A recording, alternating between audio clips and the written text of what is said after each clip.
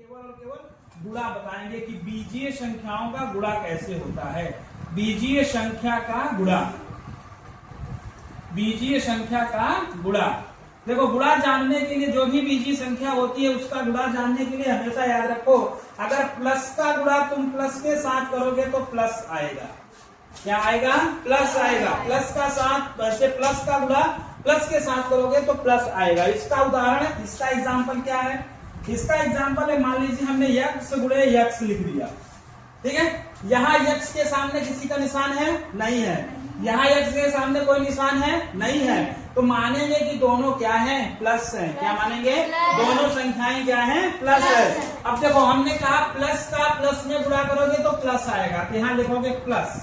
अब यक्स का यक्स में गुणा करोगे तो हमेशा याद रख लेना, बीजीय संख्याओं में जब गुणा करते हैं तो उनके घात आपस में जुड़ जाते हैं। उनके कौन जुड़ते हैं आपस में? घात आपस में जुड़ जाते हैं। जैसे यहाँ देखो, यहाँ घात क्या है? घात यहाँ क्या है? अगर यक्स केवल लिखा हुआ है तो यक्स का घात 1 होता है। यक्स की घात कितनी होती है? 1 होती है। अगर यक्स और यहाँ 3 लिखा हुआ है तो यक्स की घात कितनी हो जाएगी? 3। अगर यहाँ यक्स स्क्वायर लिखा है तो यक्स की घात कितनी हो जाएगी? 2। तो यहाँ यक्स की घात कितनी है बच्चा?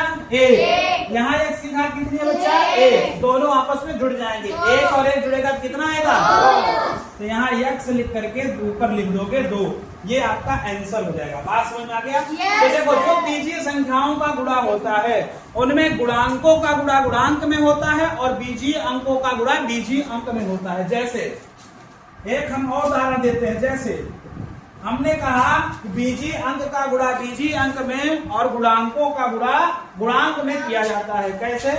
जैसे यहाँ लिखा है 4xy गुणे 3x और y, इसका गुणा करना है बीजीय अंकों के गुणांकों का गुणा गुणांक में। तो x y का गुणांक कितना है? 4। इधर x y का गुणांक कितना है? 3। 4 का गुणा 3 में करोगे तो 4 का पहाड़ा 3 बार पढ़ डालो, 4 को 4, 4 दूनी 8, 4 तिहाई 12 आ गया।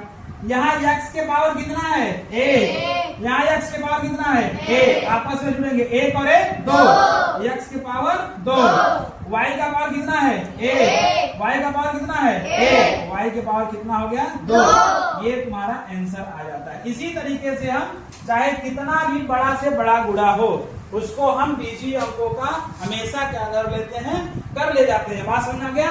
इसी तरीके से आपको जब 8.2 में चलोगे, आप 8.2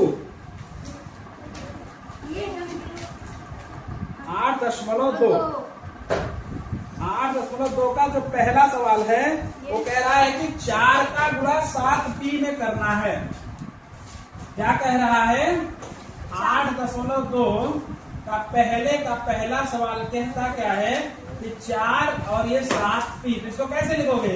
4 जहाँ कामा लिखा है गुणा 7p, गुणा कर दो 7 चौक 28p। ये तुम्हारा आंसर आया। समझ में आया कि नहीं आया? आ गया? इसी तरीके से पहला दूसरा वाला गुणा कैसे करोगे? दूसरा वाला देखो क्या कह रहा है। दूसरा वाला कह रहा है कि -4p का गुणा किसमें करना है? 7p में।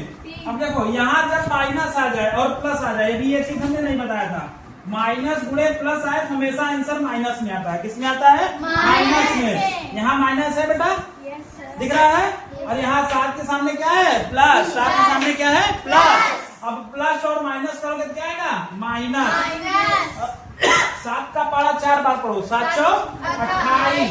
अब देखो p के घाते 1 और 1, p के कितना हो जाएगा? p के घाते 2। ये तुम्हारा आंसर हो गया। समझ में आया? yes, इसी तरीके से तुम सारे सवाल कर ले जाओगे, तीसरा, चौथा और 5वां।